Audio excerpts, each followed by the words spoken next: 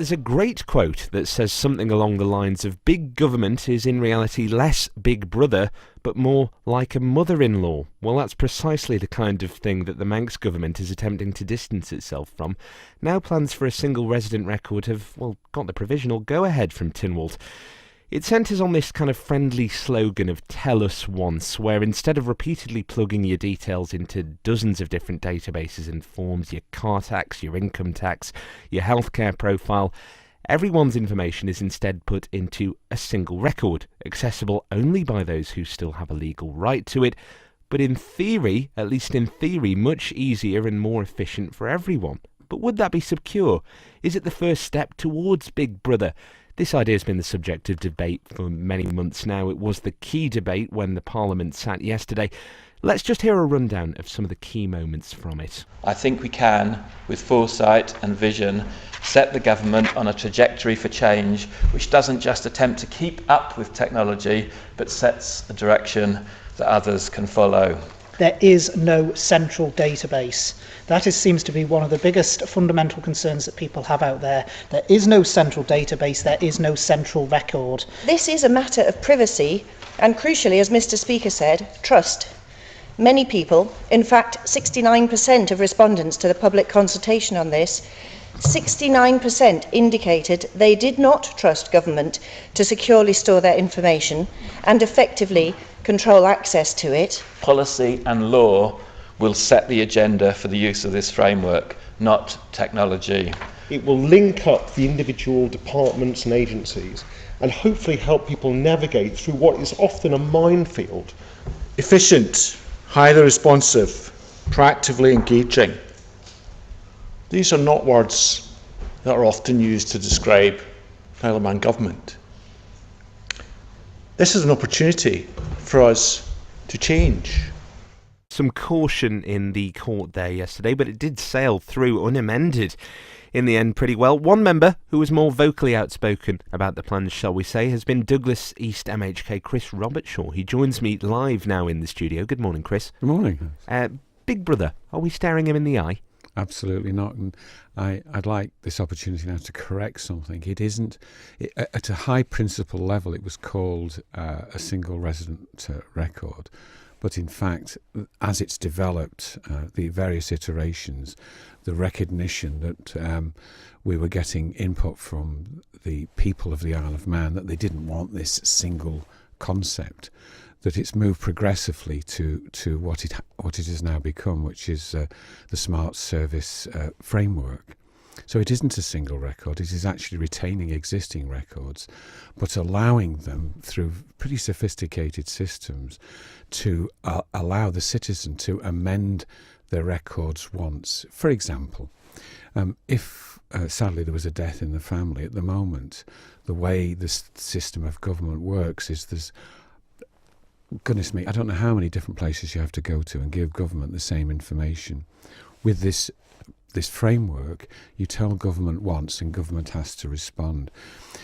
To my mind, Alex, that debate yesterday was the most important debate we've had since the last election, and it sets the course for government. You've heard me often say, I think, in the past, that I believe passionately in smaller, smarter government. In a way, if you look at how people feel about government, they think it's too big, and they think it, in many respects, is clumsy.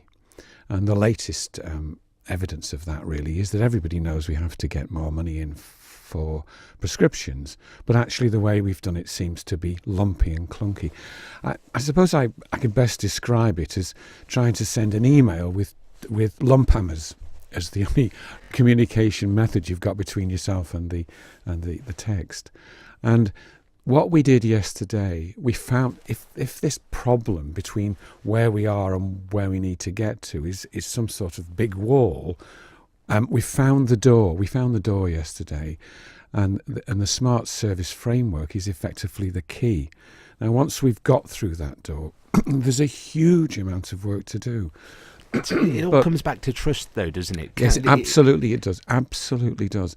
And one of the things there is that people are concerned about misuse of data. Well, running concurrently with our move towards the the smart service framework is, as I'm sure you've heard, the requirement to introduce GDPR, which is an international requirement to run and control your data in a very, very strict and disciplined way. And woe betide anybody, once GDPR comes in, who mishandles it, including everybody who works inside government. But what we will end up with, this is the framework, this is the key to allow government to work better for the citizen, and also ultimately to start slimming down. And if we can achieve those two things, and we have the controls, the GDPR controls, then I absolutely believe that trust in government will grow. Well, the law is tightening. Yeah, you mentioned GDPR there, but the law can't cover human error. It can't cover,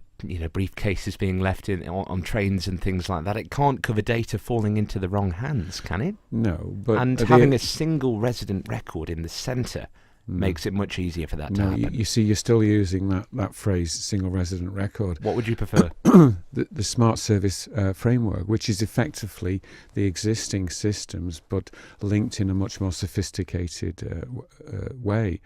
But you talk about briefcases being left on trains, and yesterday there were examples where there has been misuse of data, but the comment I made at the time was, well, that's happening now.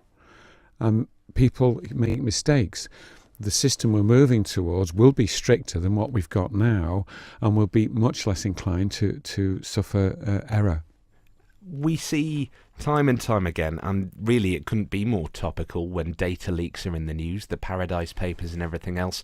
What's to stop the more links that we create between these databases, the more chance there are of a breach happening? No, that's not the case. Well, at the moment, you and I, as citizens, all of us, have little knowledge of what's in our databases, and they exist all over government about you and I now this morning. As we migrate towards the smart framework, it means that it will create opportunities in the future for us as citizens to go in and see data about us. And ultimately, the aim will be for us to be able to audit that which is there, to see who looked at it and why. So the aim is far more sophisticated than what we've got now. I mean, so Alex, you don't know what's written about you now. In the future, you will. That will give you confidence. That will put you, as a citizen, in charge of your data, which is the right way round. So the aim is full transparency then. So we'll be able to, at the end of this, see exactly what government knows about it and control it? Remove records? You ultimately will be in a position to make sure that the data about you is correct. You cannot do that at the moment. And ultimately, it will allow you to access it, and as an individual, nobody else will be able to do that. And incidentally, in the various existing databases that exist about you at the moment, it will not be possible for one division of government with one element and collection of data about you to see data about you in another area. For example, it wouldn't be possible for the police to see your health records, and vice versa, and so on. We're running short of time here, Mr. Robertshaw. We'll have to wrap it up. But just before, you said it was the most important debate of the administration so far. Were you surprised at not only the level of unabashed support it got, but how quickly you got through the debate? We've been working towards this now for about 5 years, and it's the culmination of an awful lot of work. But the key to the door yesterday, the vote, effectively means there's a huge amount of work yet to do. But at least now we're on the journey. It's great.